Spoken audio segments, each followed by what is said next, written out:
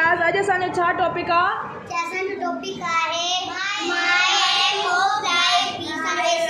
Okay, one by one ॿुधाइणो आहे। Rule number 1 is that you have to talk one by one.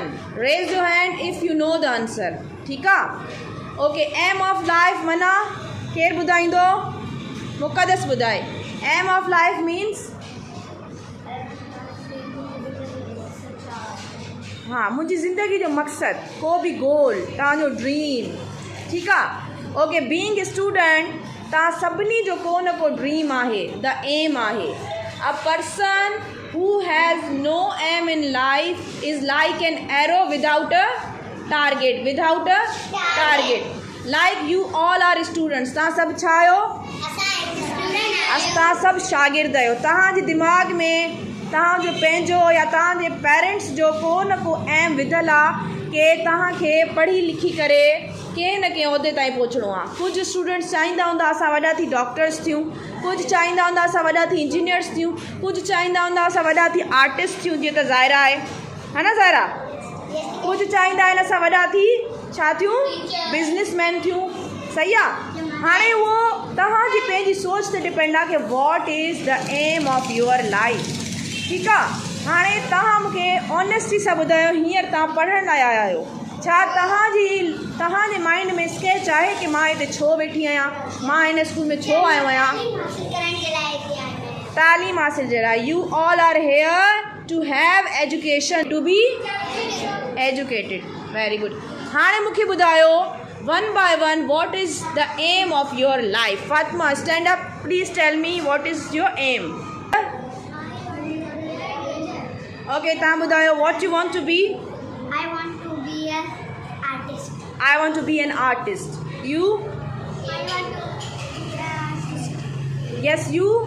I want to be a teacher. I want to be a teacher. You? I want to be a doctor. You want to be a doctor. Muqaddas is like clapping her because she want to be a doctor. सब शोभा मां मुक़दस लाइ छो clapping कराई? छो करे doctors जे लाइ असांखे वधि में वधि महिनत करण जी नीड हूंदी आहे। डॉक्टर्स जी तालीम घणा साल हूंदी आहे? कंहिंखे ख़बर आहे? 5 साल। ठीकु आहे, वेरी गुड। 5 साल हूंदी आहे। उन खां पोइ 1 ईयर हाउस जॉब हूंदी आहे। देन FCPS कंदो आहे। माना डॉक्टर जी तालीम ॾाढी लेंदी हूंदी आहे। ऐं असां मां घटि छोकिरियूं हूंदियूं आहिनि जेके चवंदियूं आहिनि कि असां एतिरी महिनत कयूं। ठीकु आहे? Sit down. बॉयज़ मां मूंखे केरु ॿुधाईंदो what you want to be? वॾा थी छा थींदव? डॉक्टर। तव्हां छा थींदव? इंजीनियर। नंढा बि क्लैपिंग कयो। डॉक्टर ऐं इंजीनियर मोस्ट स्कोपिंग फील्ड आहिनि बॉयज़ ऐं गर्ल्स जे लाइ। मोस्टली असांजा बॉयज़ इंजीनियर हूंदा आहिनि ऐं गर्ल्स छा हूंदियूं आहिनि? डॉक्टर हूंदियूं आहिनि। लेकिन काफ़ी अहिड़ा बि डॉक्टर्स इंजीनियर हूंदा आहिनि जेके तालीम हासिल करण खां पोइ स्किप थी वेंदा आहिनि, साइलेंट थी वेंदा आहिनि, जॉब न कंदा आहिनि। तव्हांखे पंहिंजो एम इहो रखिणो आहे कि if you want to be an engineer, if you want to be a doctor, you have to work in your field. तव्हांखे कमु बि करिणो आहे। पढ़ी लिखो वेहणो न आहे। ठीकु आहे? कमु बि करिणो आहे। असां कुझु बि पढ़ंदा आहियूं, का बि तालीम हासिल कंदा आहियूं, कमाइण लाइ कंदा आहियूं न? छाजे लाइ कंदा आहियूं? पैसे लाइ कंदा आहियूं। अगरि पढ़ी लिखी वेही रहंदासीं त पोइ कहिड़ो फ़ाइदो? पोइ फ़ाइदो आहे पढ़ाई लिखण खां पोइ वेहण सां? न।